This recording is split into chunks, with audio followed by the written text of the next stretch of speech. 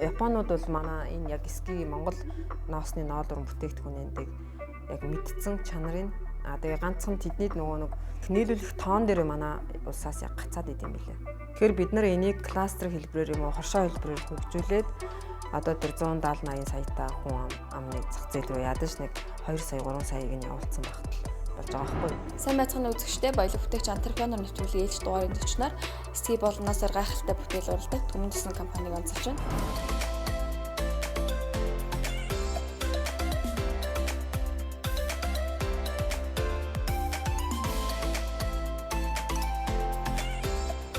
За намайг Чимэдодын амар жаргал гэдэг. Би Завхан аймгийн Тасан цэнгэл сумын иргэн. Тэгээд 2014 оноос Улаанбаатар хот руу орж ирж ажиллаж амьдарч байгаад 16 онд төрийн албанаас гараад хувийн бизнесийн салбарт ирнэ өөрийгөө сорж үзье гэж шийдэж орсон байгаа. Тэгээд миний өөрийн үндсэн мэргэжил бол хөдөлмөрийн эдийн засагч, аман автозамын инженер мэргэжилтэй. Тэгээд 16 оноос хойш бизнесийн маш олон салбаруудыг судалсан. Тэгээ бас өөрийгөө бизнес эхлэхэд бэлдэж нэлээд сургалтуудад хамрагдсан. Хамгийн боломжтой урт хугацаанд тогтвортой байх боломжтой малын гаралтай түүхий дээр хийсэн бүтээгдэхүүний үйлдвэрлэл илүү боломжтой байна биднэрт гээд. Тэгээд энэ хоньны ноосны үйлдвэрлэлийг эхлээд явж байгаа.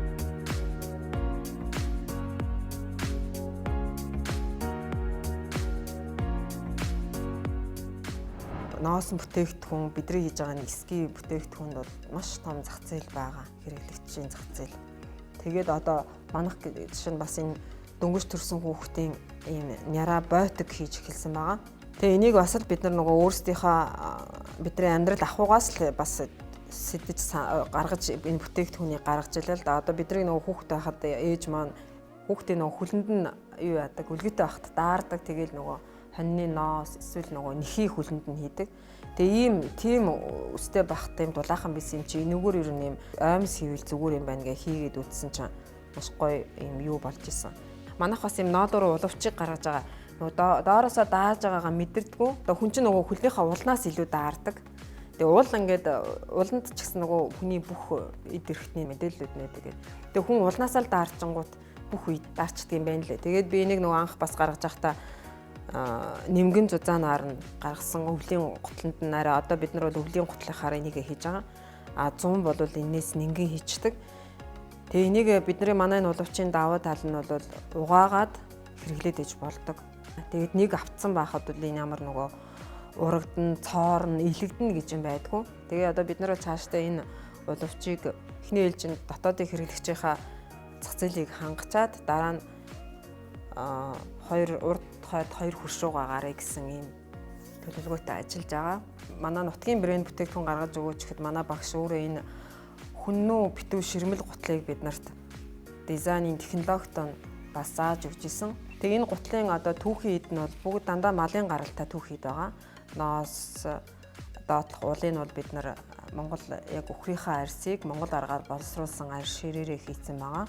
Тэгээд энэ дээдл нь бол дандаа хоньныхоо ноосыг сарлагын өвөртөө яг энэ гутлан дээр бол сарлагын өвөртөө хоньны ноосыг ноосныхоо ноолорыг холиод эсгэрүүлээд хийцэн. Тэгээ тэмээний ноосоо утсаар аваад ингээд доторлоготой бас бид нар эскигээрээ доторцсон ингээд нэг ч гадны түүхийд оруулаагүй ингээд хийцэн. Яг цэвэр Монгол гутал байдаг. Тэгээ манай багш маань биднэрт бас анх хэлэхдээ монголчууд ер нь түүхэндээ 2 л Монгол онцлогийг шингээсэн гутал гаргасан байгаамаа тэрний нэгийг энэ гутал болно шүү гэж яг биднэрт хэлж ирсэн.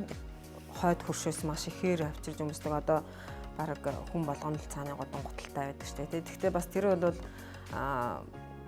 хөнгөн дулаахан байдаг учраас тэрийг авч өмсөд идэв юм байна гэдэг юуг бас үзчихсэн л да. Тэгээд бид нар чинь тэр гутал чинь доороо ижил нэг сая төгрөгийн үнэтэй шүү дээ. Тэр бидний мөнгө гадагшаа урсаад байгаа юм чинь тэр гадагшаа урсж байгаа валютыг бид нар өөрсдөө Монголдо ядаж өөрсдийнхөө онцлогийг шингээсэн юм гутлаа хийгээд өмсчих болох юм байна гэд хийсэн байгаа. Тэгээ бид нар энэ гутландаа бол хүннүү битүү ширмэл гэж гутлын нэр өгсөн байгаа. Тэгээд энийг бид нар захиалгаар хийдэг. Тэгээ ингээд яг гутал босох процесс маань өөрөө яг цэвэр гар ажиллагаа орсон байдгаараа бас их юу байд юм аа.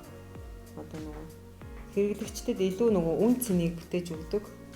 Тэгээ манай гуталч өөрөө 1 сая төгрөгийн үнэлгээтэйгээр одоо худалдаалагдаж байгаа. Монгол ноосны хоньны ноосны ноолуур гэдэг чинь зөвхөн Монгол хонинд байгаа байхгүй юу?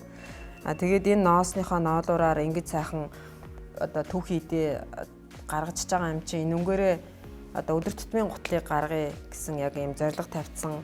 Одоо бид нар яг энэ гутлынхаа дизайн босруулалтынхаа хэсгээр явж байгаа л да. Тэгээ цаашдаа бид нар энийг ингээд кластер хэлбэрээр хөгжүүлээд ингээ явах юм бол бид нар асар их боломж байгаа гэж үзэж байгаа. Тэгээд бид нар бас гутлын дизайнеруудтай холбогдож одоо бас хамтарч ажиллахаар ярьж эхэлж байна. Бас менежментийн, маркетингийн, зөвлөхийн багуудыг бас бид нар хамтарч ажиллахаар одоо санал тавиад ажиллаад эхэлж байгаа. Гэх мэтчлэн ингээд биднэрт бол хийж одоо чадхал юм бол маш олон төрлийн бизнесийн одоо бүтээгдэхүүнүүдийн санаанууд төрлүүд байгаа учраас би одоо шинээр бизнес эхлэх гэж байгаа ч юм уу одоо бизнес нь эхлээд бас ингээд нөгөө жоохон зогсон байдалд орсон ийм хүмүүсээ бид нартай хамтраад энэ сайхан үйлдвэрлэл рүү ороод хамтдаа ингээд нөгөө дэлхийн зах зээл дээр гарья гэж уриалмаар байгаа. Бид нарт маш их боломж байгаа. Хөдөлмөрлөж байгаа хүн бүхэн баялаг бүтээч юм. Баялаг бүтээж реформдоо сайхан амьдарцгаая.